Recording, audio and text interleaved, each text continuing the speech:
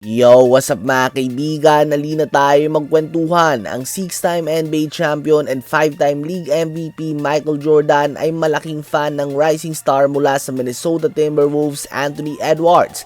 Ayon sa isa sa mga OG NBA reporters, Ahmad Rashad, ay sinabi sa kanya ni Michael Jordan na malaking fan nga daw ni Edwards siya. Gusto nga daw nito ang passion na pinapakita nito sa opensa at sa depensa. Kailangan nga daw nito na patuloy na mag-improve at tanggapin ang mga hamon sa kanyang career. At sa palagay niya nga daw ay may determinasyon si Edwards at more than capable ito na magawa ito mga kaibigan.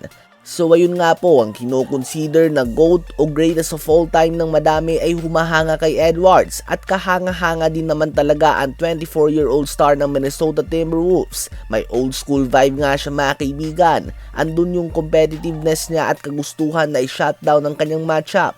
Hindi man siya laging nagiging matagumpay dito, subalit tinatanggap niya nga ang hamon at bawat taon nga ay malaki ang kanyang ginagaling. Hindi man siya yung tipo na gagawa palagi ng triple-double tulad nila Luka Doncic, Giannis Antetokounmpo, Nikola Jokic, subalit ang kanyang impact ay ramdam sa bawat game.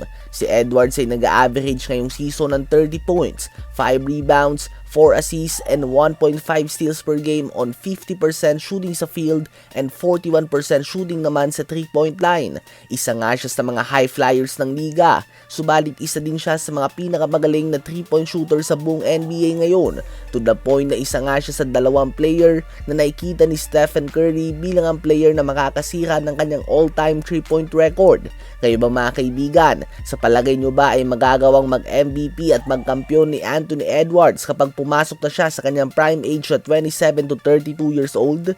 Habang inis naman ng Brooklyn Nets kay Michael Porter Jr. dahil gusto nga ng team na ito na mag-tanking o sinasadya nila na matalo para bumagsak ang kanilang record at makakuha ng mataas sa draft pick. At nagiging successful nga sila dito. Kanina nga ay tambak na sila ng 23 points laban sa Detroit Pistons na walang Cade Cunningham. Ganun pa man ay pinangunahan nga ni Michael Porter Jr. ang comeback. Gumawa ito ng magkakasunod na puntos hanggang sa nakumpleto nga nila ito at sa hindi sinasadya na pangyayari ay nakuha ng Brooklyn Nets ang panalo sa score na 107 to 105 at nanguna nga dyan ng 30 points and 13 rebounds si Michael Porter Jr.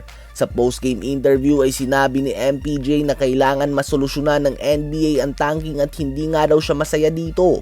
Hindi nga daw ito maganda para sa liga at i-expect mo nga talaga ito mula sa isang player na tulad ni Michael Porter Jr. na nanggaling sa isang winning team at contender na tulad ng Denver Nuggets na every year ay ang goal ay ang magkampiyon. Kaya naman hindi nga talaga siya sanay sa ginagawa ng Brooklyn Nets sa ngayon mga kaibigan.